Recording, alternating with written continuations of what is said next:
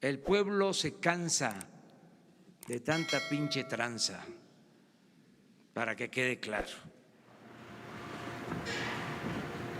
Buenos días.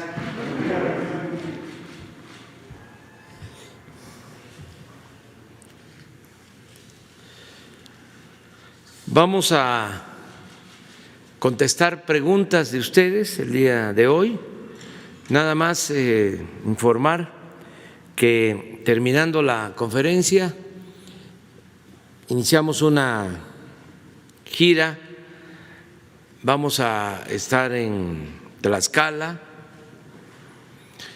vamos a inaugurar una universidad pública y vamos a estar también en Puebla y en Oaxaca. Informo que el domingo en Oaxaca, por la mañana, vamos a tener una conferencia de prensa porque se va a informar sobre las vacunas desde Oaxaca. Vamos a tener la conferencia igual de 7 a 8, 7 a 9 de la mañana. Posteriormente vamos a Huilapan, Oaxaca, para la conmemoración del asesinato de Vicente Guerrero, recordar ese hecho histórico y comenzar todas las actividades relacionadas con la celebración de nuestra independencia este año. Entonces empezamos en Huilapan con ese acto, pero en la mañana vamos a estar informando sobre las vacunas de AstraZeneca y de otras vacunas. Todo el plan de vacunación se va a presentar el domingo por la mañana. Muy bien, vamos adelante. Me da mucho gusto verte y verte muy bien. Mucho gusto que estés aquí de nuevo con nosotros. A ver, adelante. Y luego la compañera.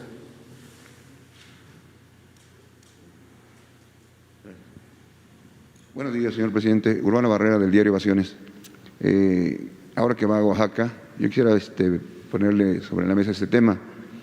350 trabajadores de San Agustín Etla, allá en Oaxaca, piden su ayuda. Todos eran obreros de la fábrica de hilados y tejidos San José, gente del pueblo, gente trabajadora. La factoría fue rebasada por la tecnología, quedó obsoleta, y el dueño de la factoría, de la empresa, pues para evitar todos los problemas, el señor Lorenzo Esparza entregó la fábrica a los 350 trabajadores. A partir de esa fecha se empezó un proceso para repartir la fábrica, los terrenos de la fábrica, y se empezó a escriturar en favor de todos los trabajadores. Aquí tengo una de las escrituras que ellos me dieron para que usted la viera. Y todo iba muy bien hasta que en el gobierno de Ulises, del gobernador Ulises Ruiz, en el 2004-2010, se detuvo el proceso de escrituración y todos los presidentes municipales que siguieron también detuvieron esto, pero además los amenazaron con que iban a quitarles las tierras, la factoría.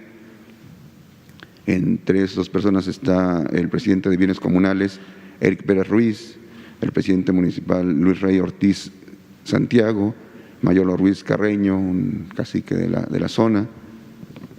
Ahorita estos trabajadores ya son adultos mayores, gente honorable, como usted dice, ancianos honorables, de 79 a 90 años, y no les ha llegado la justicia. ellos dicen que pareciera ser un problema local, pero hace unas semanas estuvo la Guardia Nacional dentro de los terrenos que son de propiedad privada. Entonces ellos quieren enterarlo de esta situación para ahora que va usted a Oaxaca, pues le informen, ¿verdad? Y tienen todos los documentos de que ya son los poseedores de todos estos bienes, pero que hay un conflicto ahí que seguramente a usted le van a informar ahora el domingo y piden su ayuda, señor presidente. Gracias. Muy bien, vamos a pedirle a Leti Ramírez, que está aquí, que nos ayude, que platiquen para tener todos los antecedentes y ayudar en lo que se pueda, ¿no? Buscando la conciliación, básicamente. A ver, adelante. Gracias. Buenos días, señor presidente. Soy Erika González de Sin Línea MX. Recientemente a un grupo de personas se les ocurrió la idea de que, deteniendo el desarrollo de los proyectos de infraestructura, se podría usar el dinero destinado a ellos en la compra de vacunas y el combate a la pandemia. Existe también otra propuesta con la idea de que se podría contar con más dinero para este fin si se estableciera un impuesto a la riqueza. Sabemos que la primera idea traería más inconvenientes que beneficios, pero en relación a la segunda, ¿qué probabilidad existe de que se lleve a cabo una reforma fiscal por medio de la cual los que más tienen aporten más dinero para el fondo de contingencia que nos permite enfrentar esta y otras calamidades futuras? Pues miren, la mejor manera de tener presupuesto es combatiendo la corrupción. La corrupción hay que combatirla no solo por razones de índole moral, sino porque es mucho lo que se recupera, porque es mucho lo que se iba por el caño de la corrupción. Entonces, no hay necesidad de suspender obras para comprar las vacunas, se tiene dinero para la compra de las vacunas y para hacer las obras, porque no se permite la corrupción. Nos hemos ahorrado, por no permitir la corrupción, más de 1 billón de pesos.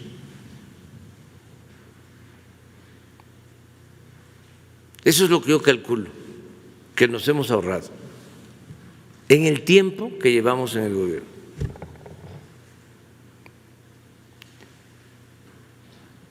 Tampoco hace falta aumentar los impuestos o crear impuestos nuevos. Nada más es cosa de no permitir la corrupción. Ahora está en debate lo de la iniciativa que envié al Congreso para fortalecer a la Comisión Federal de Electricidad, que la querían desaparecer para favorecer a empresas particulares, sobre todo extranjeras, corruptas. Imagínense cuánto nos vamos a ahorrar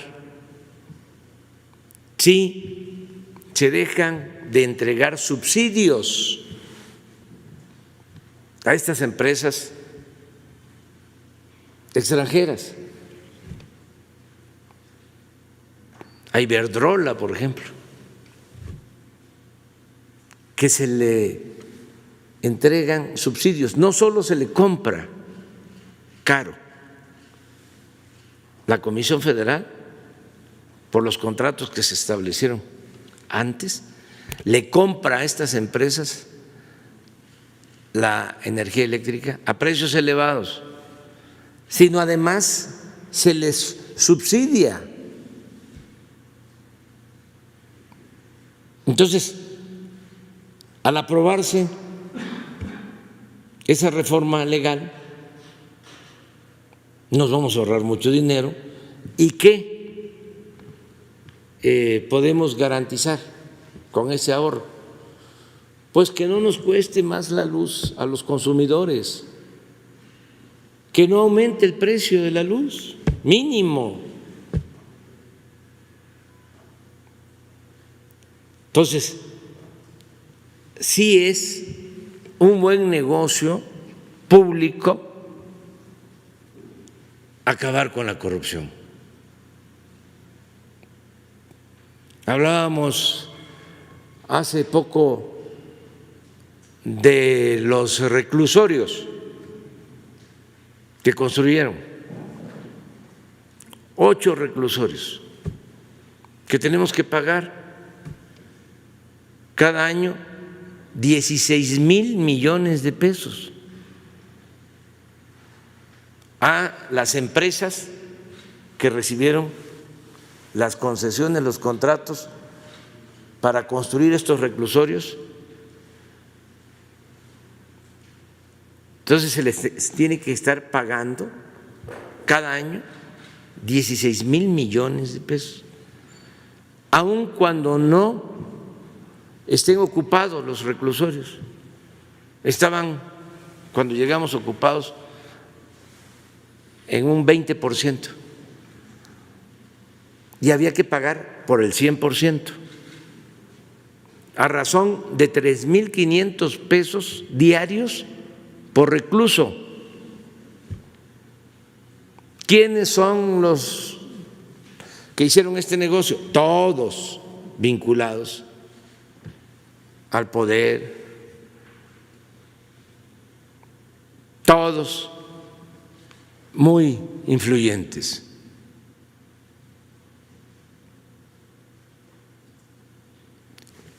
Familiares de los políticos más encumbrados. Entonces estamos revisando de sus contratos. Ya les manifesté a la secretaria de Seguridad Pública y al consejero jurídico, mínimo tiene que haber un descuento del 20%. O sea, ahí necesitamos ahorrarnos 3,000 millones al año, mínimo.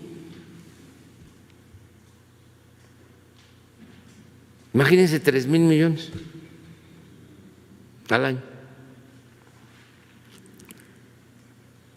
Cuando hablamos de 16,000 millones, que eso es lo que se tiene que pagar, es la mitad de lo que cuesta comprar 140 millones de dosis para vacunar al pueblo de México. Entonces,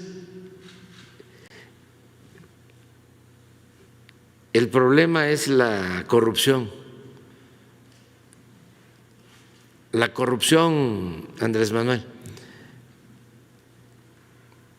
eso es lo que tengo muy claro. Cuando estuvo en campaña Clinton, acuñó esa frase, o se le atribuye, de que dijo la economía, y utilizo otra palabra que no voy a repetir, la economía. Yo tengo muy claro, la corrupción, Andrés Manuel, la corrupción es una fuente para el financiamiento del desarrollo de México, importantísima. Entonces, vamos a a seguir adelante. Nos alcanza para las vacunas, no tenemos que cancelar obras, es cuestión de continuar limpiando de corrupción el gobierno. Es que no se midieron, atracaron, pero como nunca en la historia, en el periodo neoliberal, nunca en la historia de México habían robado tanto los políticos y los llamados hombres de negocio como en los 36 años de imposición de la política económica llamada neoliberal. Neoliberalismo que es en México sinónimo de neoporfirismo, fue exactamente lo mismo, es una calca. Por eso también son deshonestos en lo intelectual, hablando del nuevo paradigma, cuando es un modelo viejo que se impuso en México y que nos llevó a la revolución, porque Porfirio Díaz hizo exactamente lo mismo, o estos siguieron la política porfirista de entregar a particulares los bienes públicos. Porfirio Díaz entregó la tierra, entregó las aguas, entregó el petróleo, los ferrocarriles, las minas. ¿Qué hicieron estos? Exactamente lo mismo. Entonces, ya no podemos nosotros continuar con esa política en beneficio de una minoría, aun cuando no les guste.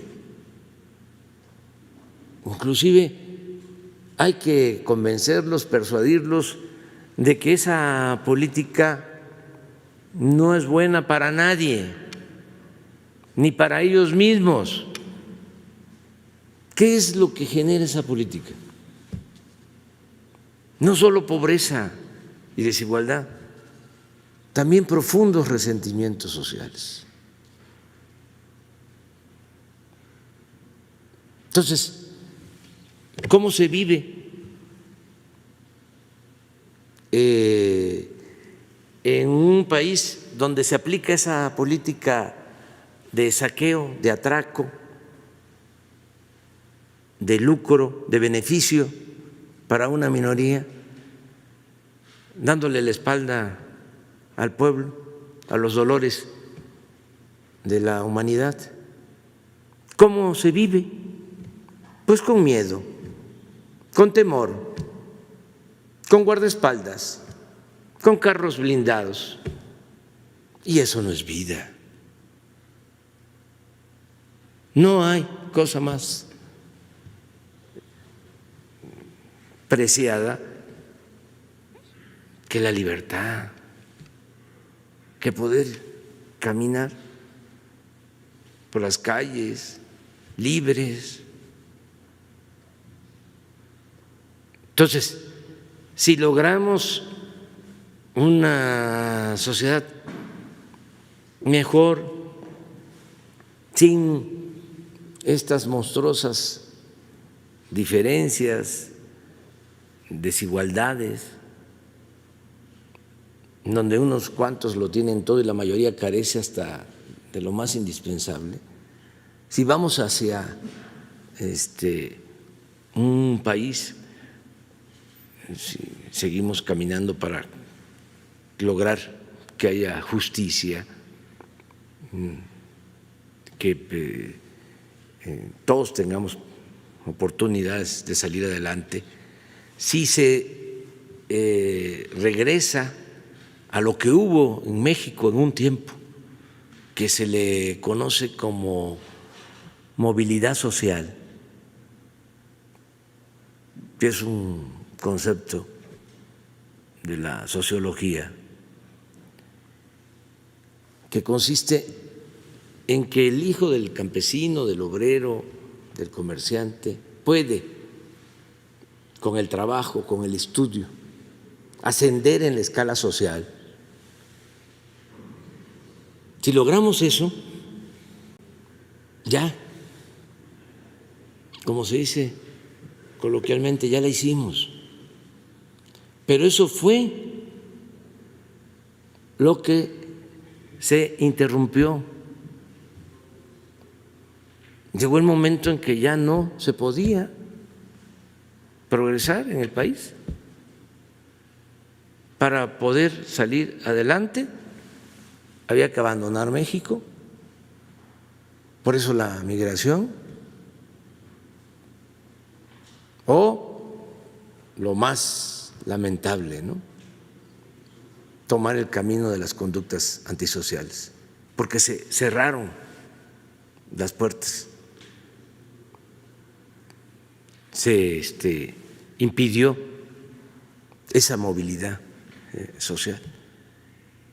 Entonces, nuestra aspiración es, vamos a acabar con la corrupción, porque eso nos va a permitir que haya movilidad social y que de manera honrada, sin caer en la ilegalidad, podamos salir adelante, todos.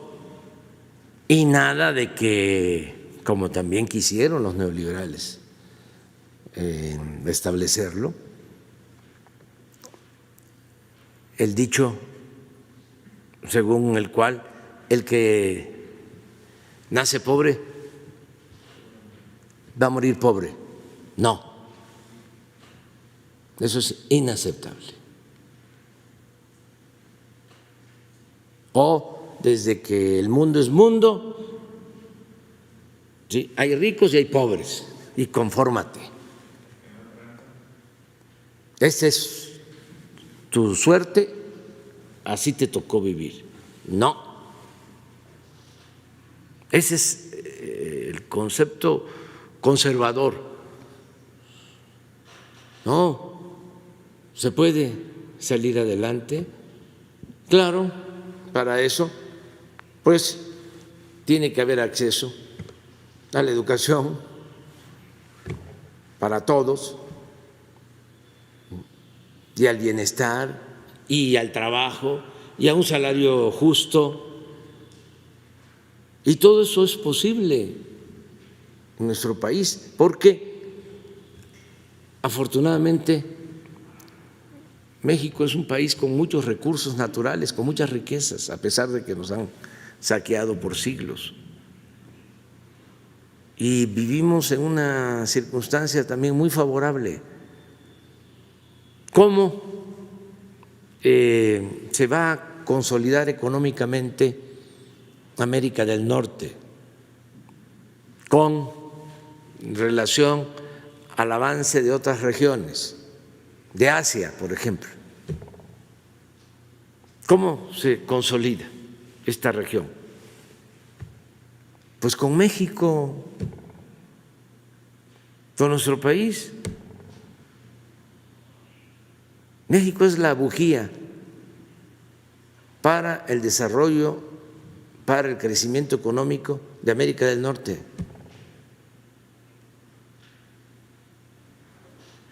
Si no es por México,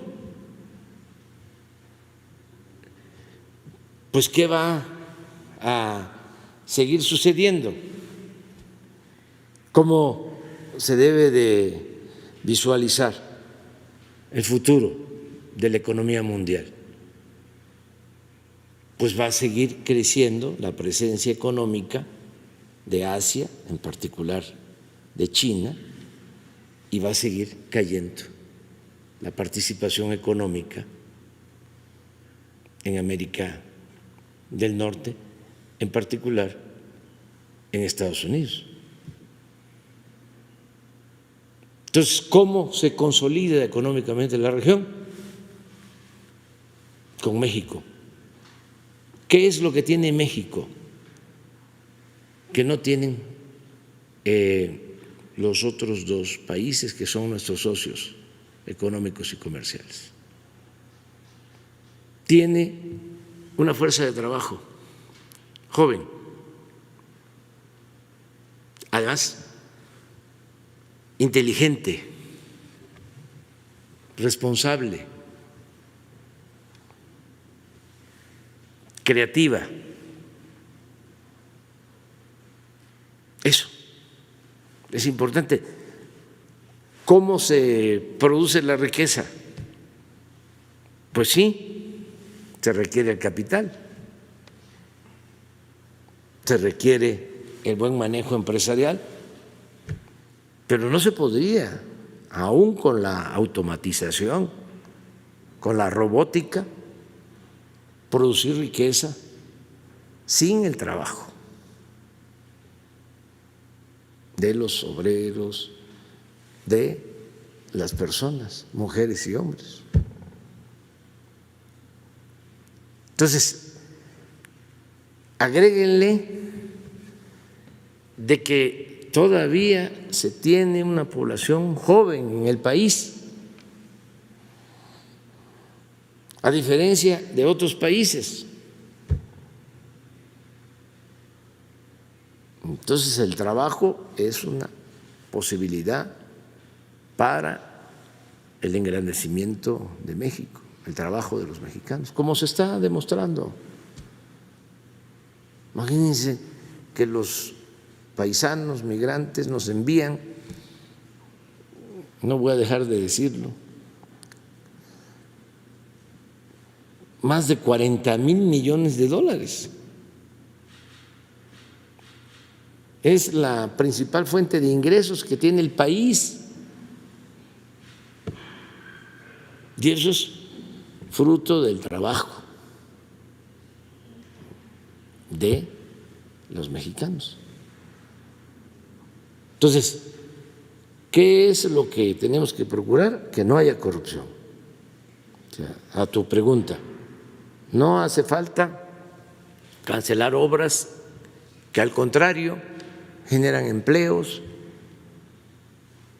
no hace falta aumentar los impuestos.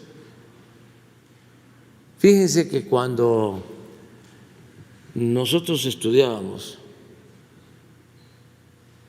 en la universidad, en la Facultad de Ciencia Política, pues se hablaba mucho y en las clases se enseñaba de que se acumulaba el capital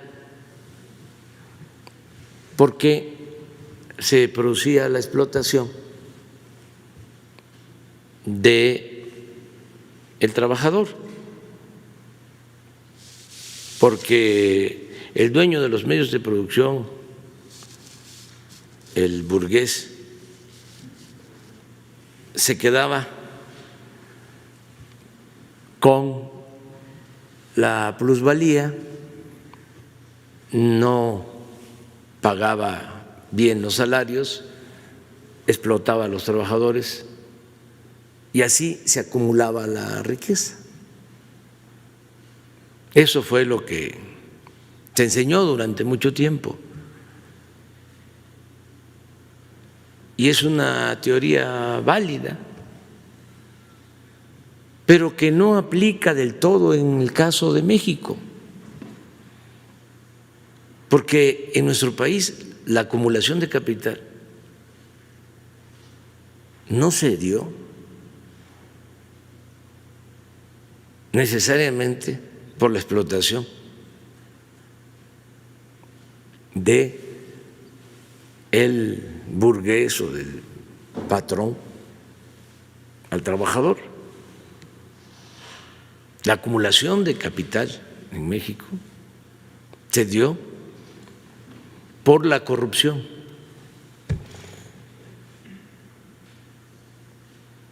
Porque se llegaba al poder y se hacían negocios jugosos al amparo del poder público.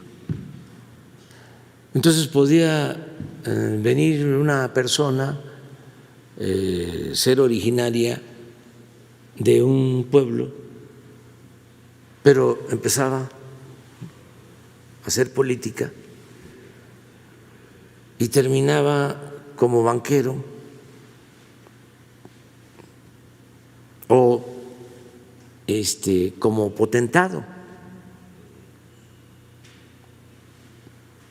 Pero esto tampoco es nuevo, se acrecentó en la última etapa, en el periodo neoliberal, pero ya lo registra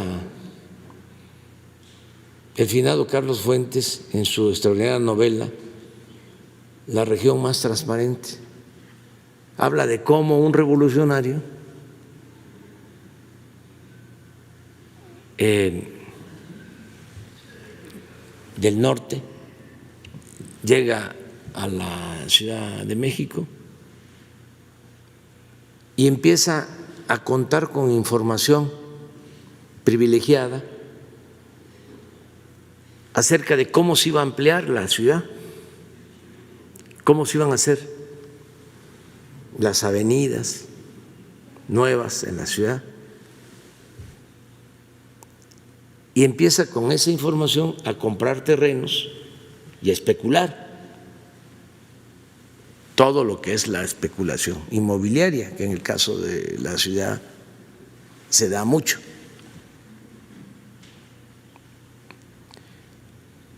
Y así este revolucionario se vuelve un gran empresario y luego banquero. Sobre eso trata la novela de Fuentes. Pues es lo mismo, no es hacer a un lado el marxismo, es decir, no es válido lo de la lucha de clases o lo de la acumulación del capital o lo de la plusvalía, no, sino que el caso de México es algo especial. Y hace 2 días aquí comentábamos que nunca se atendió así. De los pocos escritores que se ocuparon del tema, pues don Jesús Silva Gerso, pero el abuelo del actual, así, aclararlo bien, decía don Jesús Silva Gerso, él había estado cuando el general Cárdenas llevó a cabo la expropiación petrolera y decía que la política se había convertido en uno de los más lucrativos negocios. Estamos hablando de los años 40. Decía, y el peor de los males es que los corruptos, los políticos corruptos, no pierden ni siquiera su respetabilidad. También por ese tiempo, don Daniel Cosío Villegas escribió un buen ensayo que se llama La crisis de México. Es un texto extraordinario, también por los años 40. Y decía ya don Daniel que lo que había tronchado, así, con esas palabras, la vida pública en la revolución era sin duda el predominio de la corrupción. pero muy pocos. Luego se olvidó el tema y hubo como un pacto de silencio, ni en el discurso, ni en los medios menos. Los medios fueron tomados precisamente para fomentar la corrupción y garantizar impunidad. No todos, desde luego, no se puede generalizar. Pero pues es muy interesante el tema.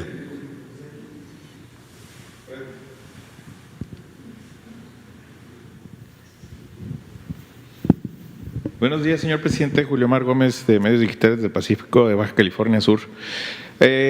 Con la puesta ya en marcha del presidente de Estados Unidos, Joe Biden, de algunos decretos que firmó, echó para atrás, mejor dicho, del expresidente Trump Biden, tenemos lo del muro, cómo lo califica y si el gobierno de México tiene más noticias como estas sobre el tema, es decir, noticias buenas sobre los decretos que está firmando ejecutivamente a favor de México.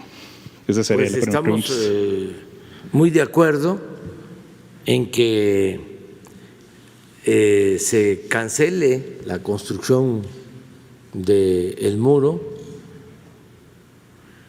Pues es un tema que celebramos porque el muro se ha venido construyendo desde hace algún tiempo. Para ser muy objetivos, han construido sus tramos de muro tanto los presidentes demócratas como los presidentes republicanos.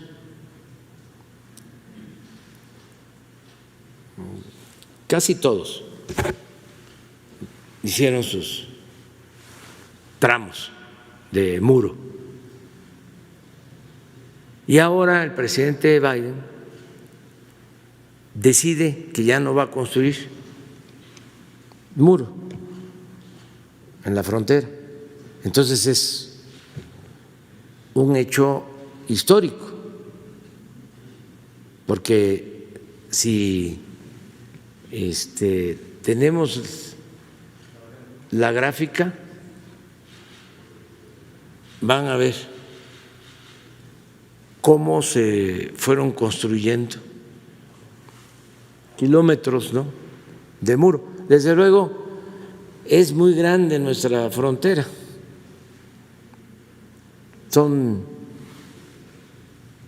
3.108 kilómetros, 3.180 kilómetros. El otro día pusieron George Clinton y en la gráfica, y esa fue la nota del Reforma y del Universal.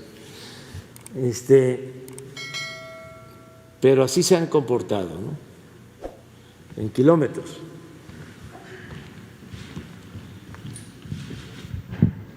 Clinton construyó 62 kilómetros, Bush 485. Aquí se van acumulando, 62 más 485, 547. Obama 138, 685 y Trump 240. Total 925. Millas. 1.488 kilómetros de 3.180. Pero ya el presidente Biden ha dicho que se cancela la construcción. Entonces, sí es una muy buena decisión. ¿Hay alguna otra novedad que el gobierno de México sepa La política migratoria, el compromiso de regularizar la situación de migrantes. Nos importa mucho el que se cumpla ese compromiso para que se regularice la situación de nuestros paisanos que viven y trabajan en Estados Unidos desde hace algún tiempo. Entonces, hay ese compromiso. También un cambio en cuanto a que ya no van a mantener a migrantes esperando su autorización de asilo en nuestro país, sino que van a tenerlos en territorio estadounidense, esperando a que les resuelvan. Nosotros tenemos en México alrededor de 6,000 migrantes esperando que les resuelvan sobre sus asuntos.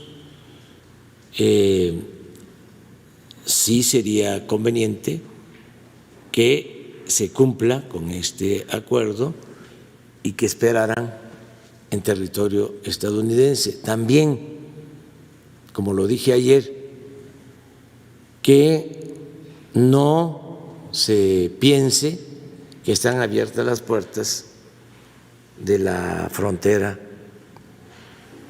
norte, porque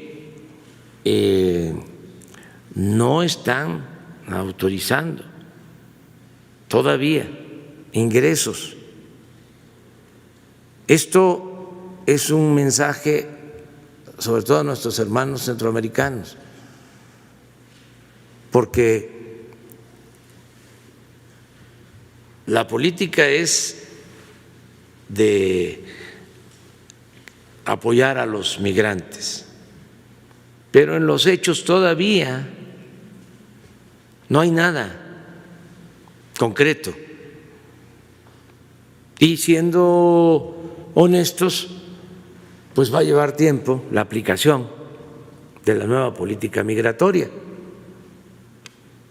Y no hay que dejarse engañar por los traficantes de personas que estén diciendo vámonos porque ahora que cambió el gobierno en Estados Unidos ya hay paso libre. No,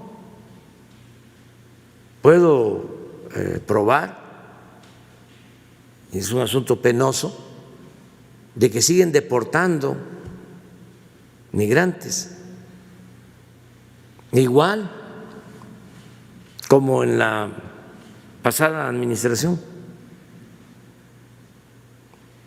Entonces, poco a poco, despacio, y yo espero que se resuelvan dos cosas. Primero, que se apoye a los pueblos de los países centroamericanos para que nadie se vea obligado a emigrar, que la migración sea optativa, opcional, no forzada, que el que quiera salir,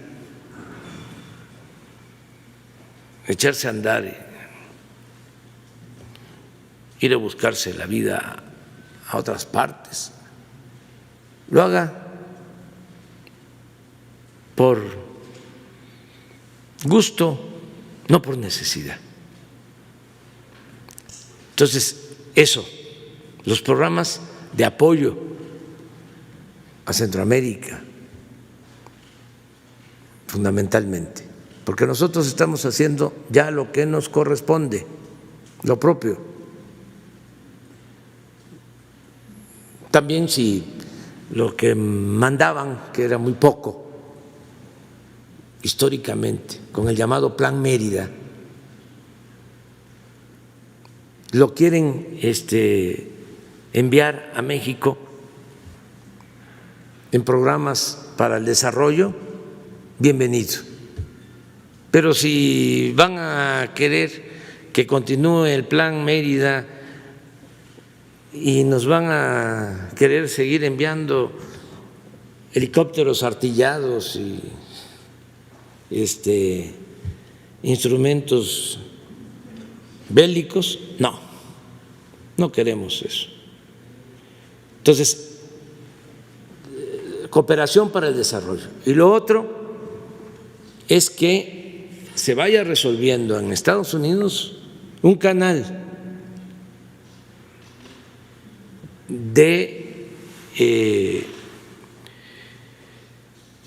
recepción de migrantes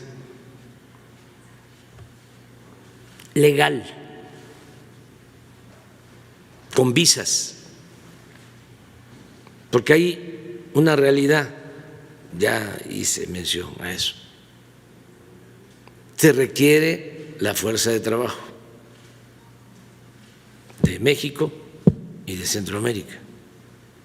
Entonces, en vez de la ilegalidad por la migración como se ha venido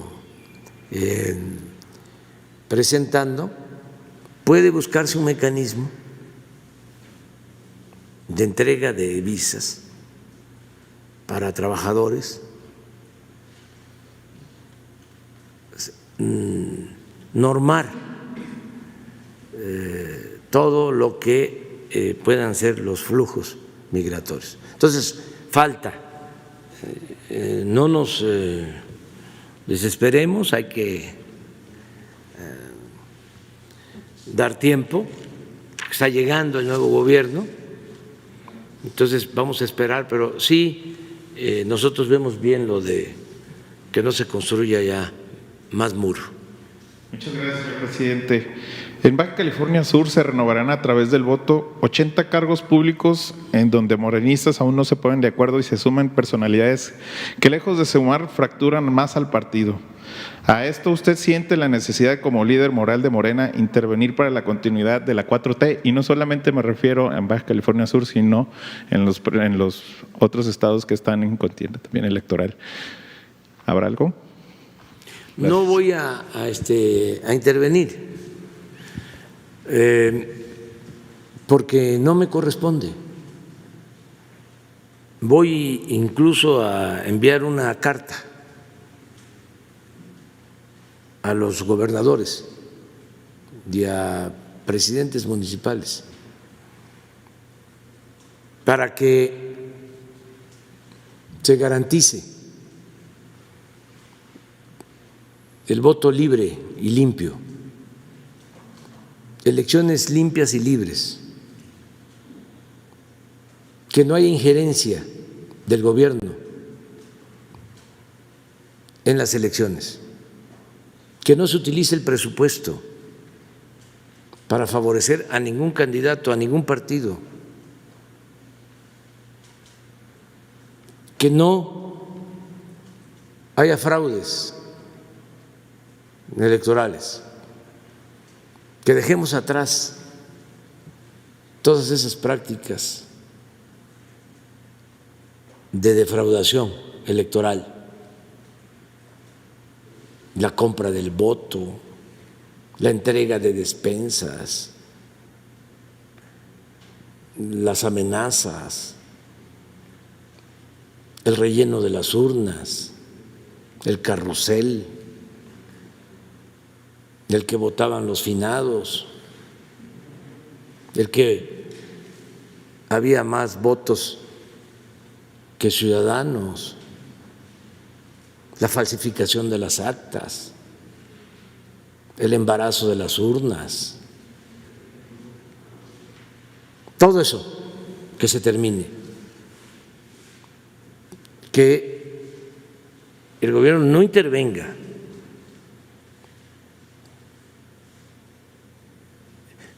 Todo eso que sucedía hasta hace muy poco es la herencia del porfiriato.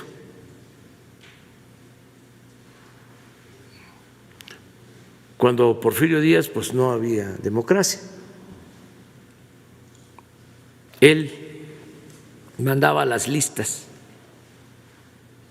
de los que quería que salieran de diputados y salían todos. Tenía palomas mensajeras y él decidió la fórmula que luego le atribuyen a don Adolfo Ruiz Cortines, pero no, fue de Porfirio, que los gobernadores, diputados federales, senadores, eran del presidente, y los presidentes municipales y los diputados locales de los gobernadores. Eso se mantuvo, bueno, hasta hace muy poco tiempo. Entonces ya se acaba eso. Vamos a hacer honor al apóstol de la democracia, Francisco I. Madero, porque esa es una asignatura pendiente. El único presidente que tenía realmente un compromiso sincero en favor de la libertad y de la democracia. El único.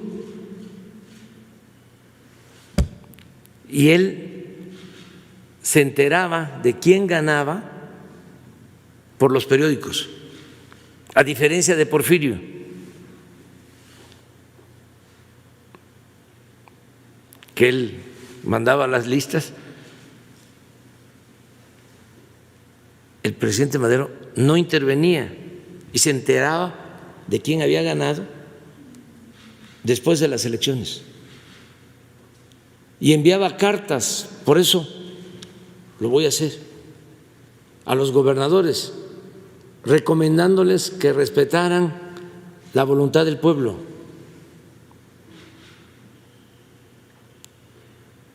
Entonces, vamos a que haya democracia.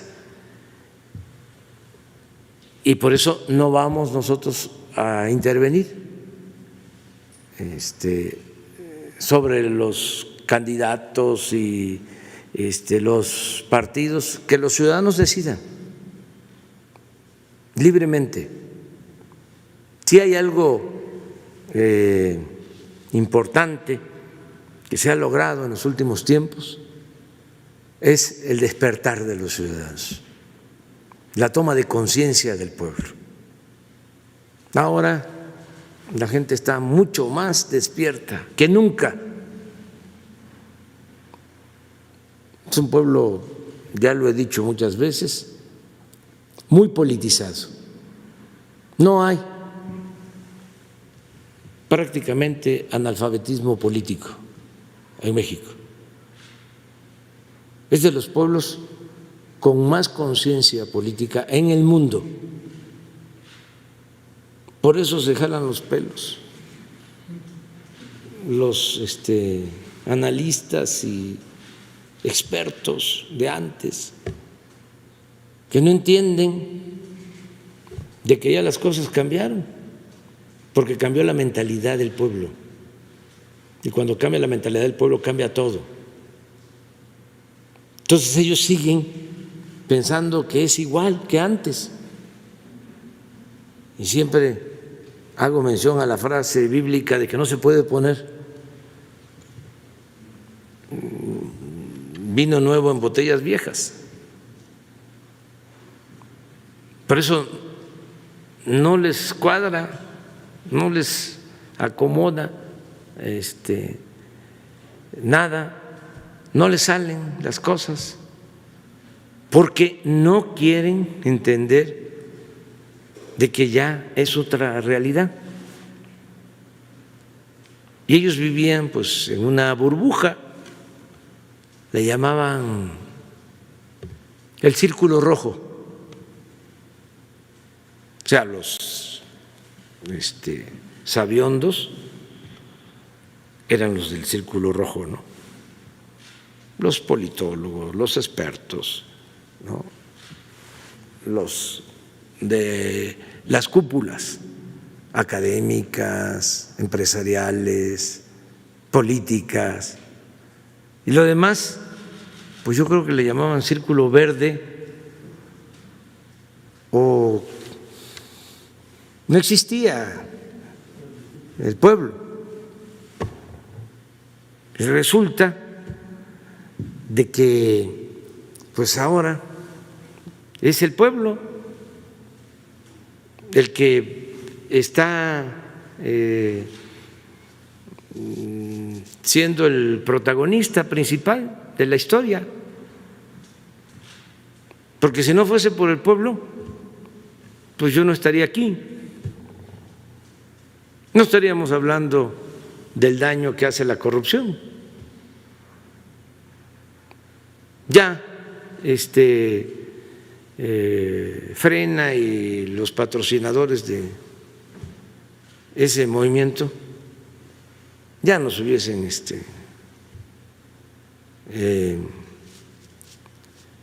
quitado de la presidencia, ya nos tuviesen acorralados los medios de comunicación convencionales, pero no, tenemos nuestro ángel de la guarda, que es el pueblo de México. Entonces eso es lo que… A ver, el post-COVID.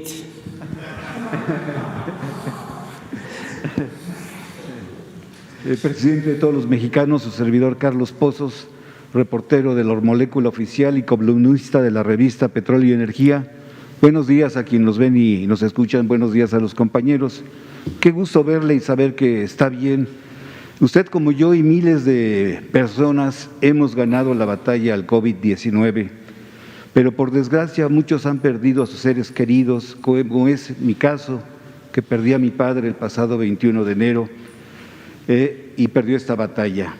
Pero es bueno saber que tenemos un presidente fuerte y de espíritu por el bien de nuestra nación.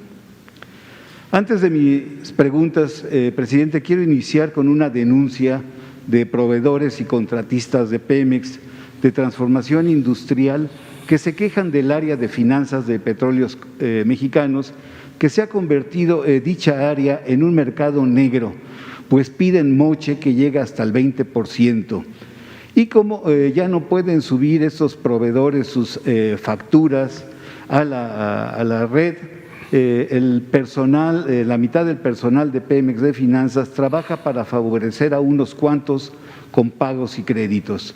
Estos empresarios piden piso parejo y a ver si puede poner orden, señor presidente. Será mi denuncia. Y ahora bien, mi primera pregunta. El INE, señor presidente, el pasado 15 de enero aprobó dos coaliciones parciales denominadas Va por México y Juntos Haremos Historia. La primera integrada, como todos sabemos, por el PRI-PAN-PRD, que postulará 176 fórmulas de candidatura a diputados por principio de mayoría relativa. Esta alianza tripartita está utilizando un hashtag Va por México, que es una marca registrada del empresario Ricardo Ortega López ante el INDAUTOR y ante el Instituto Mexicano de la Propiedad.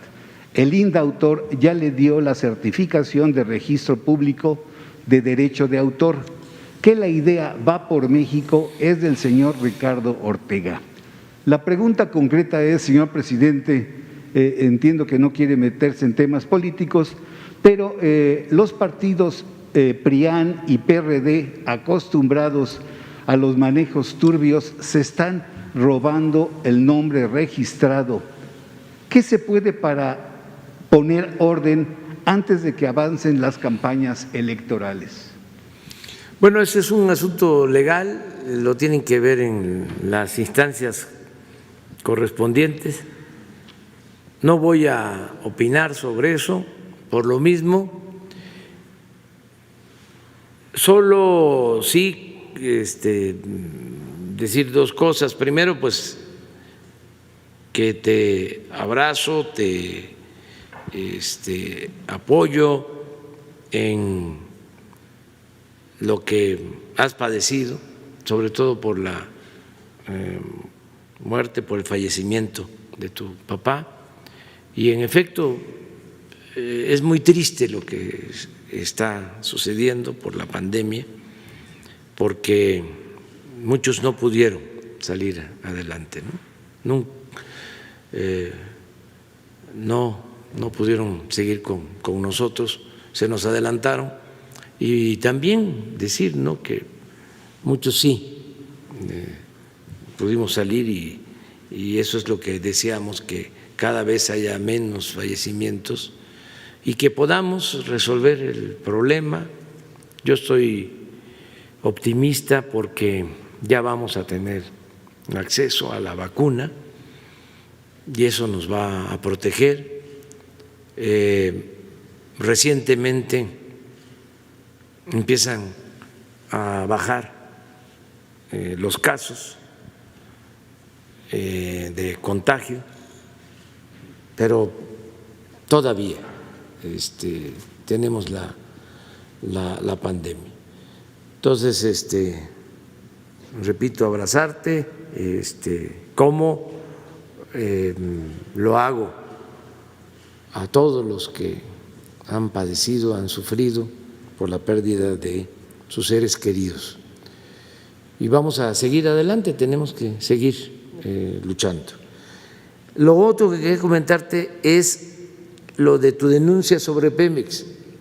Quiero que el director de Pemex tome nota y que se atienda, porque una de las cosas que no podemos permitir es la corrupción en el gobierno y no permitir para nada la corrupción en Pemex, en la Comisión Federal de Electricidad, porque no solo es una ilegalidad, no solo es un abuso, un latrocinio, es también un acto de traición a la patria, porque si se continúa con la corrupción en Pemex, se ayuda a los que quieren desaparecer Pemex, a los que quieren privatizar el petróleo, a los que quieren quitarle al pueblo de México sus bienes. Entonces es un acto de traición. Entonces, cualquier denuncia de corrupción en Pemex, en la Comisión Federal de Electricidad, en el gobierno, tiene que ser investigada y que se ventile, que se sepa, porque estamos viviendo un proceso de transición.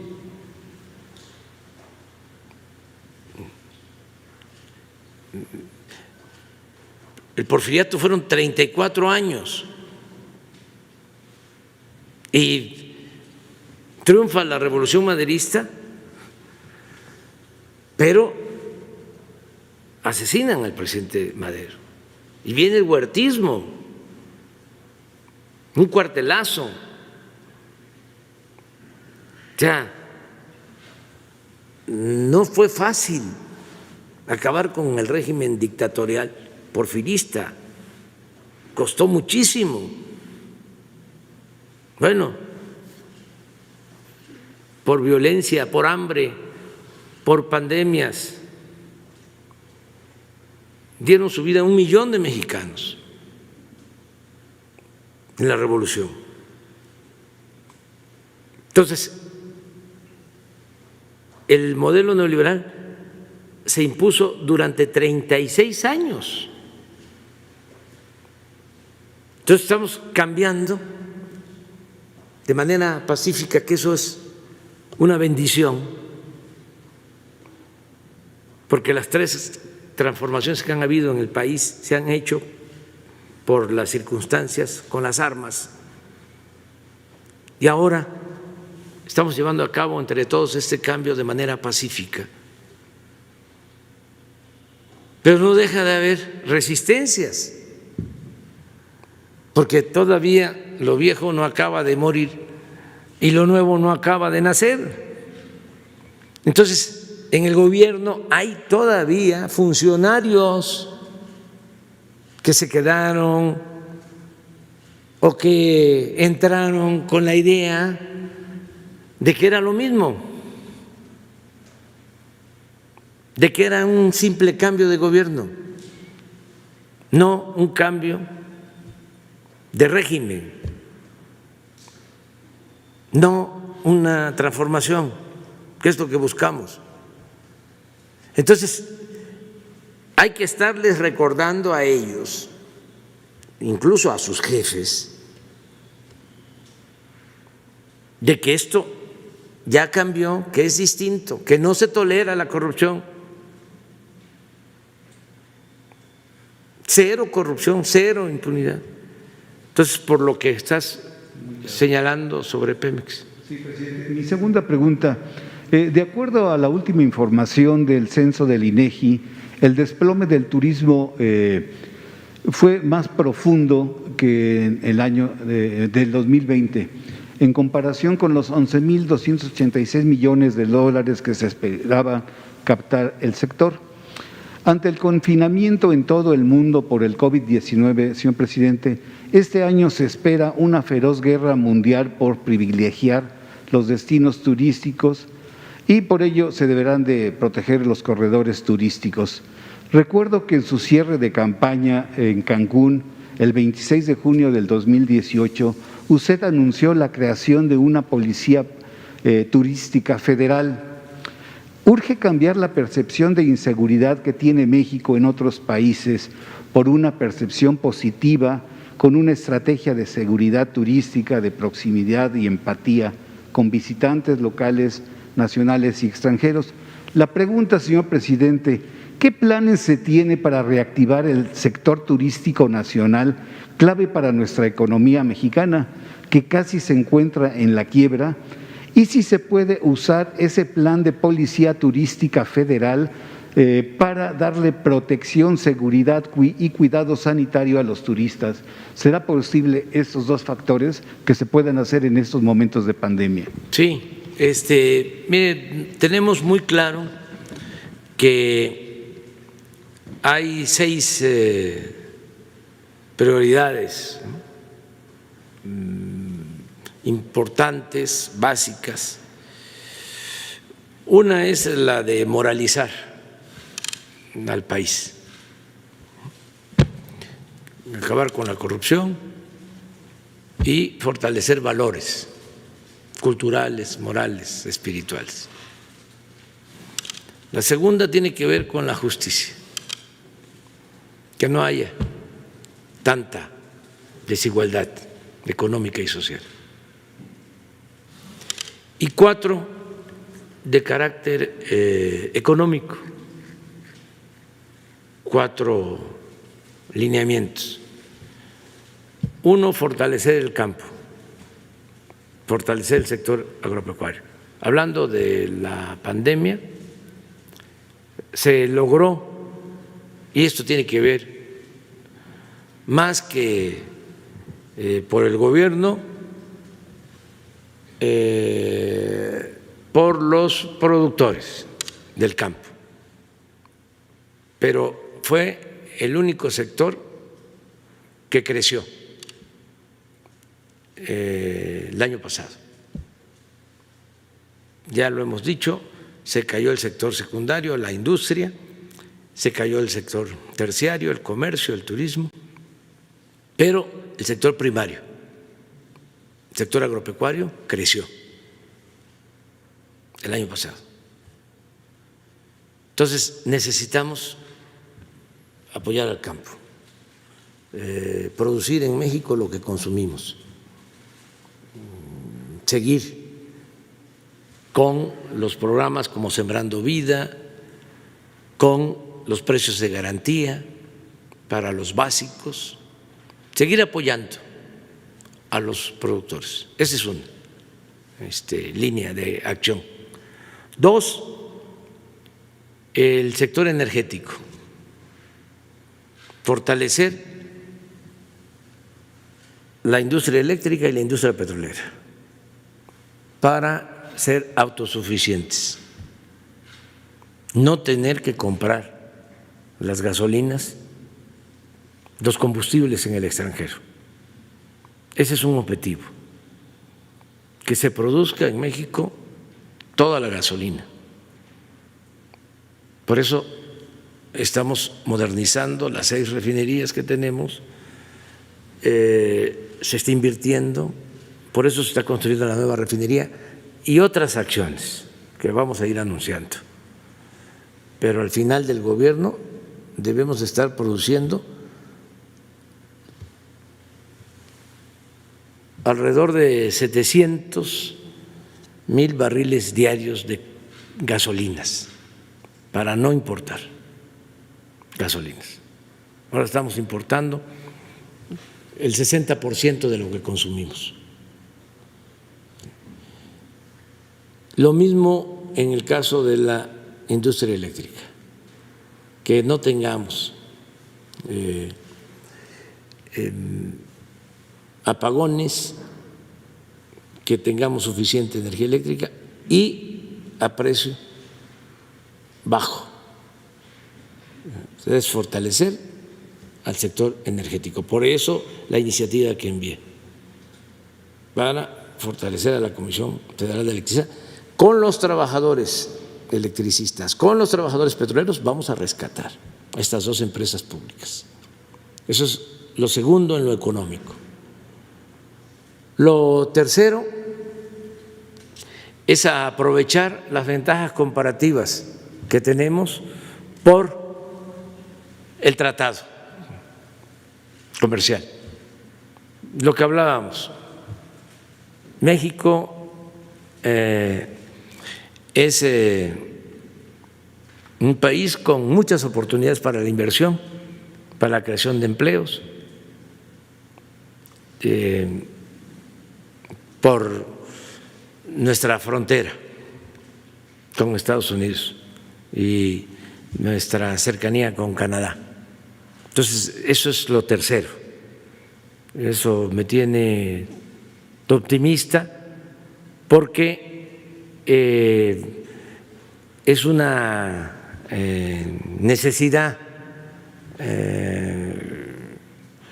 para todos, o sea, estar en México. Si se quieren hacer negocios lícitos, si se quiere impulsar actividades productivas, si se quieren instalar nuevas plantas, si se quiere invertir, México. Entonces, es cosa de seguir convenciendo a nuestros vecinos de la importancia de que no haya obstáculos para el comercio de los 3 países.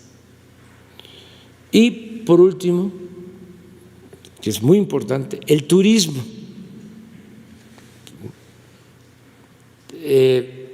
Nosotros tenemos condiciones también muy favorables. De ahí la importancia del desarrollo del sureste. El sureste, además de tener mucho potencial agropecuario, litorales, tiene pues los recursos energéticos. Nada más pensemos que en el sureste se tiene casi el 70% de todo el agua del país,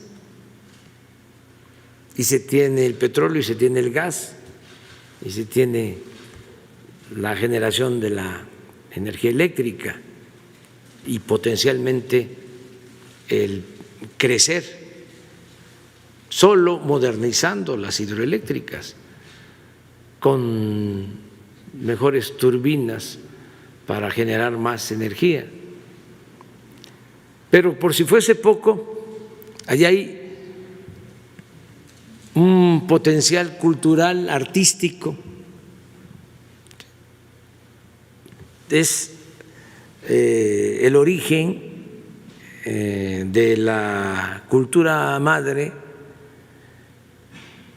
es donde floreció la cultura olmeca, la cultura madre, es donde se desarrolló y se manifestó en su esplendor la gran cultura maya. Entonces, el potencial arqueológico de toda esa región, por eso el Tren Maya, estamos hablando de 1.500 kilómetros de tren moderno, que va a comunicar a todas las antiguas ciudades mayas. Pero no solo eso, sino se trata de zonas ecológicas, selváticas, de primer orden en cuanto a flora, en cuanto a fauna. Es el mar turquesa, el Caribe, parte del Golfo. Si se tiene oportunidad de ir al extranjero y se le pregunta a algún extranjero sobre México, o nos preguntan de dónde somos, decimos que México, es muy probable que cualquier extranjero pronuncie o diga México, Los Cabos, Cancún, Acapulco, porque han estado. O sea, entonces el turismo es muy importante. Entonces vamos a impulsarlo, cuidando el medio ambiente, todo lo que es el sureste. Lo mismo en el caso de Nayarit. Vamos a desarrollar más el norte de Nayarit para el turismo, porque todo lo que es el sur de Nayarit pues ha tenido un buen desarrollo, lo que está junto a Vallarta, Bahía de Banderas, Punta Mita, pero hacia el norte se requiere todavía más desarrollo y hay un gran potencial turístico. Por eso ya estamos construyendo, está por iniciar la nueva autopista de Las Varas a Compostela y vamos a hacer también la autopista de Compostela a Tepic y vamos a modernizar el aeropuerto de Tepic para que no solo se tenga como acceso a esas playas el aeropuerto de Vallarta, sino también se tenga el aeropuerto de Tepic. Entonces sí tenemos programas y esto va a ir acompañado siempre de la seguridad, que es tu pregunta. Más que todavía no puedo explicarlo completo porque si no nos van a estar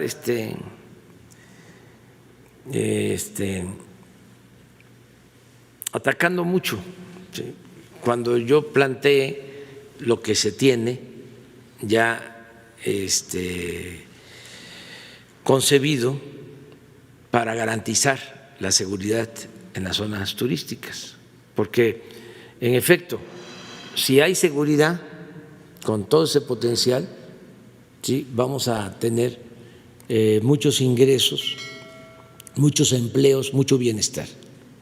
Muy bien. Si me permite una última pregunta, la tercera pregunta, señor presidente. El día 15 de enero usted anunció que eliminaría las concesiones de cárceles a privados y que la Consejería Jurídica de la Presidencia actuaría para dar por terminados los contratos en buenos términos. Entre los beneficiados está el dueño del periódico El Financiero, Manuel Arroyo Rodríguez, quien tiene una deuda con Nacional Financiera de 2.120 millones de pesos a pagar en 12 años. La pregunta, señor presidente, pues han pasado 36 días y quisiera saber cuál es el avance en la terminación de estos contratos asignados y si estima usted que esta empresa, El Financiero, que fue beneficiada, mantiene una campaña en contra de su administración utilizando a sus columnistas, a sus articulistas y a sus caricaturistas, porque ahora sí tienen que pagar impuestos, sus deudas, y dejar de ser de constructores de cárceles. Pues van a buscar un arreglo, creo yo. No se trata de perseguir a nadie, se trata de que se entienda, como lo dije, que son nuevos tiempos. Esos contratos no los podemos mantener, son contratos leoninos, le han sacado ya muchísimo provecho. Son cosas que se dieron por influyentismo y desde luego cuando imperaba la corrupción. Hay uno de estos reclusorios que hasta lo inauguraron, no voy a decir el presidente porque no tiene caso. Lo inauguraron, pusieron las cámaras y todo, y luego se llevaron todos los equipos y lo dejaron abandonado. Y fueron a decir de que se trataba del reclusorio más moderno del mundo. Claro, desde entonces se paga, aún sin estar en servicio, sin tener un solo recluso. Pero esto se permitía desde arriba. Esto, para tenerlo claro, se dio cuando el señor García Luna era el secretario de Seguridad Pública. Sí, así es. O sea, por eso, pues la inconformidad de muchos, porque hay dueños de periódicos. Les hablaba yo de los cuñados del expresidente Salinas y ofrezco disculpa, pero abusaron.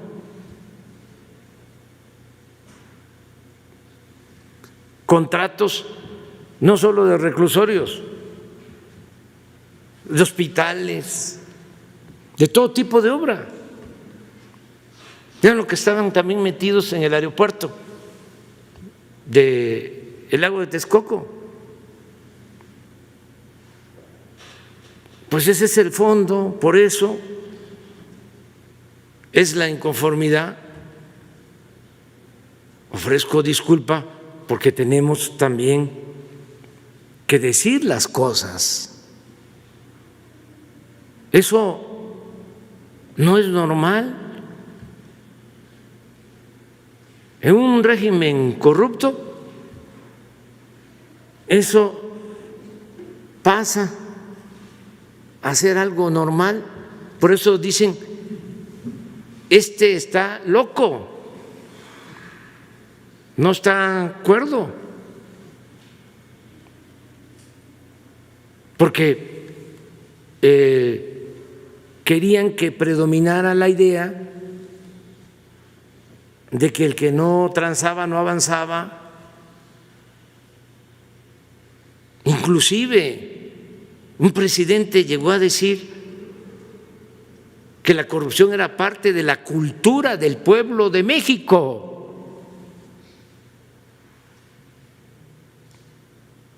Imagínense esa barbaridad. Entonces, ¿cómo le llaman a esta corrupción? Al influyentismo. ¿Cómo lo concebían? Porque no internalizaban de que estaban actuando mal. No, eran negocios, business. Era de lo más normal. Y estamos hablando, claro, de los grandes negocios, arriba. Pero esto llegaba abajo, porque había también una concepción aspiracionista en sectores de clase media que querían hacer lo mismo. Veían el ejemplo. A ver, vamos a hacer negocio, porque tengo un amigo que su papá es el administrador de la aduana de Tijuana, o es el administrador del COFEPRIS. Entonces, le podemos vender equipos de cómputo o cualquier cosa, o podemos sacar un permiso en COFEPRIS para importar sustancias químicas que tienen mucho valor en el mercado. Y hay hasta sustancias químicas de esas que se utilizan para hacer drogas químicas, de las más dañinas. Bueno, todo eso tiene que desaparecer. Y poco a poco lo van a ir entendiendo. No hay manera de que eso prospere. Ya se terminó, se acabó la robadera, el bandidaje oficial. Ahora, quieren hacer negocios lícitos, está permitido. Quieren invertir, quieren crear empleos, quieren contribuir al desarrollo del país. Adelante, sin obstáculos.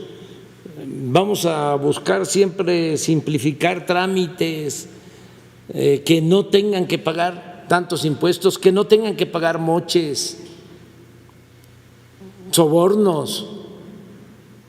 Y es una actividad lícita, pero además muy importante por su contribución al desarrollo, la actividad empresarial. Pero estos, en sentido estricto, ni siquiera eran empresarios, eran traficantes de influencia.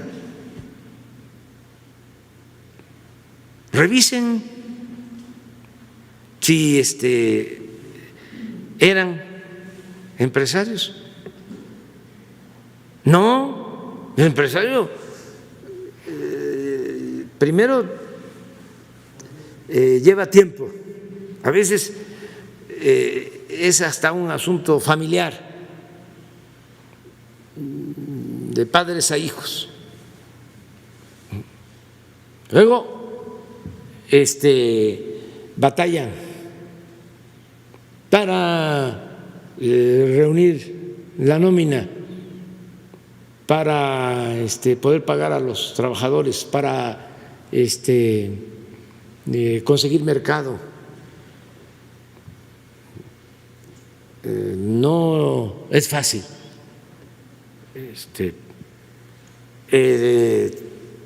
Tienen que pagar impuestos porque los de arriba no pagaban. Pero el de la tienda de abarrotes, el pequeño empresario, mediano empresario, tenía que pagar. Y arriba se decidía que se necesitaba una reforma fiscal porque había que recaudar más. ¿Y a quién se le cargaba la mano? Al pequeño, al mediano empresario, pequeño, mediano comerciante. El de arriba no.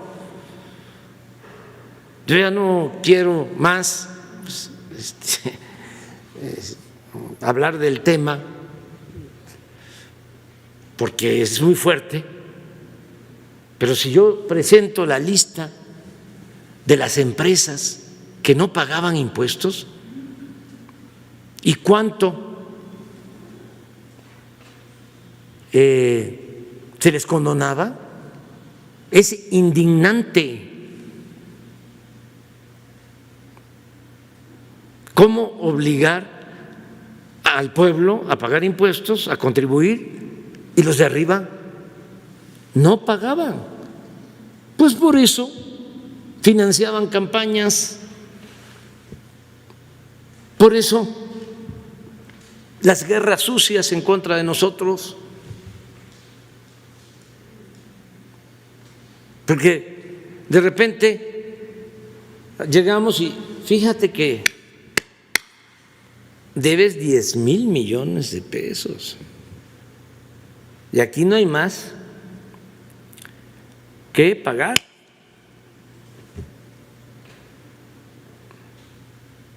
Me acuerdo que le hablé a un empresario de un corporativo extranjero, porque habíamos mantenido una conversación con un grupo de empresarios y le corrí la cortesía de decirle, a lo mejor no te han informado. Era un estadounidense, es un estadounidense. Entonces yo no hablo inglés, pero tenía yo un traductor. No te han informado de que no han pagado algo así como 10,000 millones de pesos. Entonces me dice, sí, sí tengo información. Yo pensaba que no tenía. Sí tengo información. Ya sé que la están pasando mal. ¿Qué le parece, presidente, si les ayudamos con despensas? Oiga, no me está entendiendo. Le estoy informando que tienen una deuda y que están en la ilegalidad y que si no resuelven este asunto fiscal, tenemos la necesidad de proceder penalmente. Eso es lo que le estoy planteando. Le estoy corriendo la cortesía de avisarle porque estamos a punto de presentar una querella. Entonces, queremos llegar a un acuerdo. O sea, mande a sus abogados y que no le engañen. Ya me acuerdo que me comentó, es que me dicen que estamos fuertes. Pues no, ya no están tan fuertes. Pero esto es muy importante, el que se acabe la corrupción. Es muy parecida a tu pregunta, y que todos estos contratos leoninos se revisen. Lo mismo es en el caso de Odebrecht, que está actuando de la misma manera. Es decir, a ver, vamos a llegar a un arreglo y vamos a ahorrar. Y hoy en la mañana también di la instrucción de que quiero que informemos aquí de cuánto se ha decomisado a la delincuencia desde que llegamos, porque se decomisan bienes, dólares, y quiero saber dónde está ese dinero.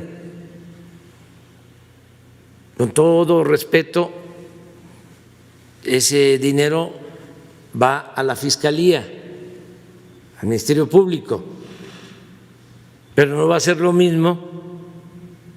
Además, el fiscal Alejandro Gertz es un hombre íntegro y va a coincidir conmigo de que necesitamos aquí poner cuánto se ha obtenido, porque no es, se detuvo una avioneta con tantos kilos de cocaína y tantos dólares y ya se dio la noticia. Bueno, ¿y cuánto se tiene entonces? ¿Y dónde está? Aun cuando el Banco de México exija, o los financieros, de que esos dólares hay que mandarlos a Canadá a que los huelan para ver si no tienen droga, olor a droga, a muerto, porque así es. Pero aún con todo y eso, ¿dónde están? ¿Dónde están los dólares? Entonces, esa es la clave de todo, ¿sí? El que no haya corrupción. Entonces, pronto vamos a informar sobre ese tema, de cuánto se ha recogido, cuánto se ha obtenido de estos actos ilícitos de la delincuencia organizada y también de la delincuencia de cuello blanco. Bueno, ya nos vamos, ya, porque ahora vamos a tener el domingo. Ándale, pues. No, me la dio la doctora Olga Sánchez Cordero, pero el presidente tiene más de tiene más de mes y medio que no me la. Sí, permítame. Muy buenos días, presidente. Ramón Flores, corresponsal de Contrapeso Digital. Presidente, en semanas recientes hemos estado haciendo investigaciones en municipios gobernados por Morena para saber cómo recibieron sus municipios de anteriores administraciones. Este tema relacionado con la corrupción que usted está manejando. Siguiendo esas investigaciones descubrimos, por ejemplo, el desvío de más de 51 millones de pesos en el municipio de Los Reyes La Paz de la anterior administración priista. Usted nos ha pedido pruebas y aquí traigo el expediente completo para entregárselo al doctor Santiago Nieto para que se lleve a cabo una investigación más a fondo para conocer el paradero de estos y más recursos. Presidente, mi pregunta en concreto es: ¿cómo se le puede apoyar a los municipios, por ejemplo, Los Reyes La Paz, que han sufrido estos millonarios desfalcos a manos de administraciones priistas pasadas y que tanto el gobernador del Mazo como el fiscal del Estado han ocultado y protegido al expresidente municipal? Mire, independientemente de este caso, la recomendación, porque vienen los cambios, van a haber elecciones de gobiernos municipales, gobiernos estatales. La recomendación es de que si hay ilícitos o presuntos ilícitos, actos de corrupción, que los que llegan no solapen esos actos de corrupción, que denuncien ante la autoridad correspondiente. Es una recomendación, porque si no se vuelven cómplices, encubridores.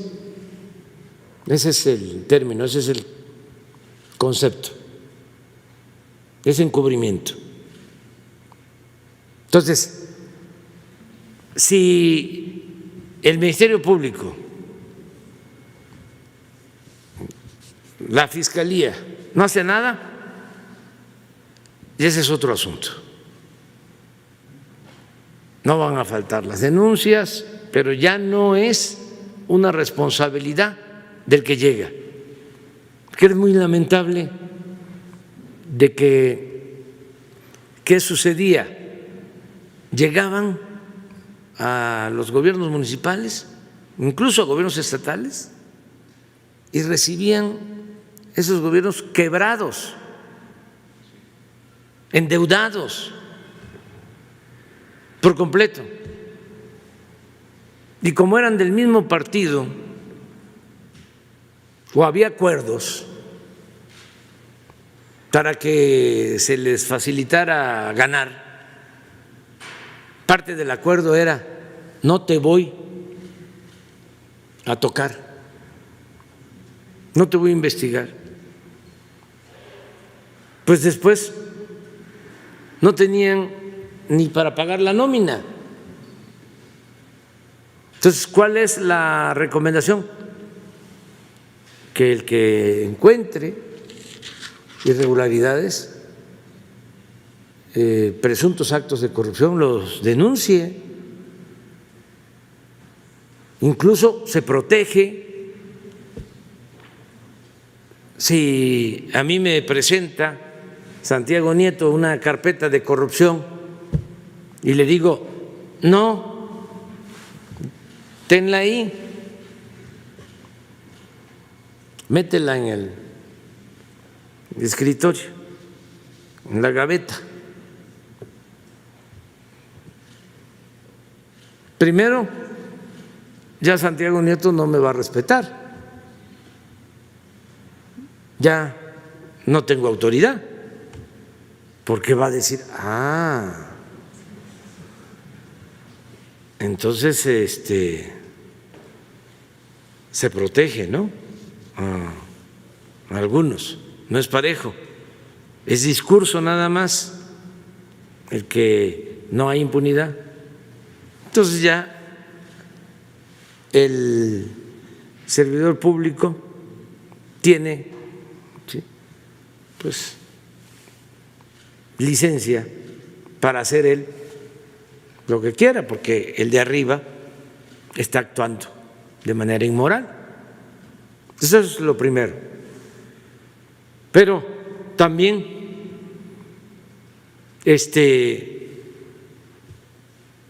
se denuncia ese caso y resulta que no se presentó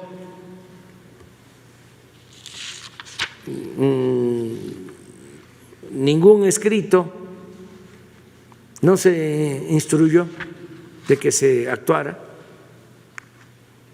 pues hay complicidad. A mí me fue a ver el director de Pemex, Octavio Romero, para decirme de que mi prima estaba participando en un concurso que había ganado y que venía trabajando de tiempo atrás en Pemex como empresario. Y le dije: no, aunque venga de tiempo atrás, no. Y resultó de que le buscaron la forma o no tuvo el cuidado suficiente y al final salió con un contrato. Bueno, se enmendó, se resolvió el problema, se le quitó el contrato, hubo un escándalo, pero yo me quedé con mi conciencia tranquila, que es el principal tribunal, la conciencia de cada quien. Porque cuando sale el asunto, lo primero que hace Octavio es irme a ofrecer disculpa. Entonces, a tu pregunta, lo de los Reyes La Paz, que se proceda en la instancia correspondiente y en general que no se tolere la corrupción y que tengan cuidado, que no hagan negociaciones. No va a funcionar eso de que, a ver, soy candidato, ayúdame, y si gano, tú no te preocupes. Ya no funciona eso, porque no va a depender del presidente municipal saliente o del gobernador saliente, depende de los ciudadanos.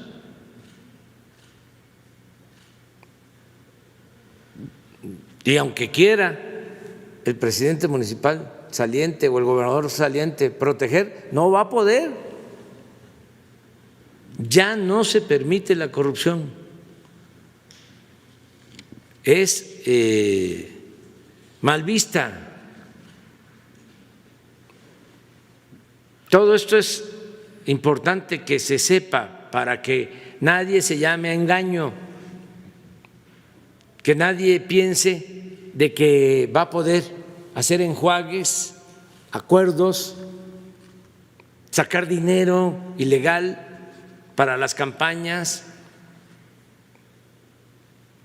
Te doy, pero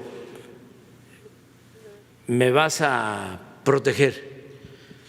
Eso ya no va a funcionar. No va a funcionar, porque la gente no lo permite, el pueblo no lo permite. Ya no se aceptan esos acuerdos cupulares en lo oscurito, ya no funciona eso.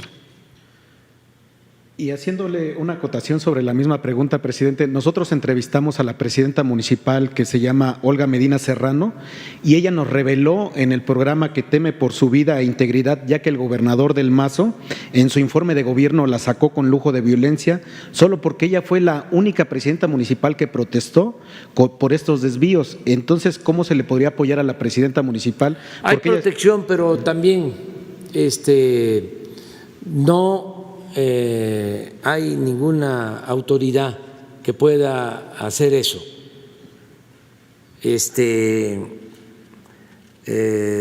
Yo no creo que el gobernador del Mazo haga una…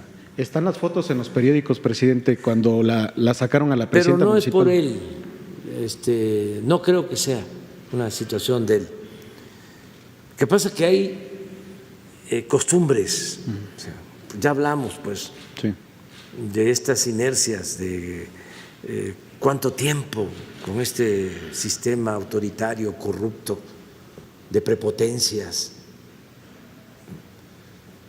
en donde el ciudadano no era tomado en cuenta y además no se respetaba la oposición. Mucho tiempo. Entonces no deja de haber lambiscones, así es, achichincles, barberos, alcahuetes. ¿Sí? Por último, presidente, ya nada más… Y no es necesariamente la autoridad superior, sino es gente ganagracia, pues. Por último, los mismos habitantes de Los Reyes La Paz se acercaron a nuestro programa porque están incrementándose los delitos en la carretera México-Texcoco y ellos descubrieron que hay un terreno que le pertenece al INDEP, que está para el instituto para devolverle al pueblo lo robado y se encuentra en un total abandono. Presidente, mi pregunta en concreto es, ¿ese terreno lo podría donar el gobierno federal para que ahí se pueda poner un destacamento de la Guardia Nacional?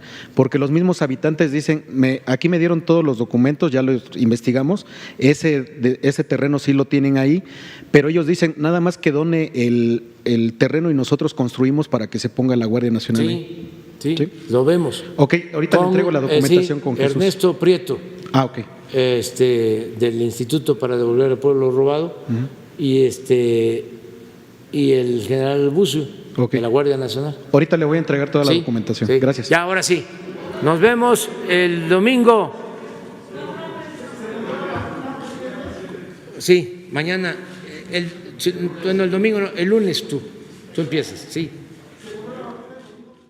El pueblo se cansa de tanta pinche tranza, para que quede claro.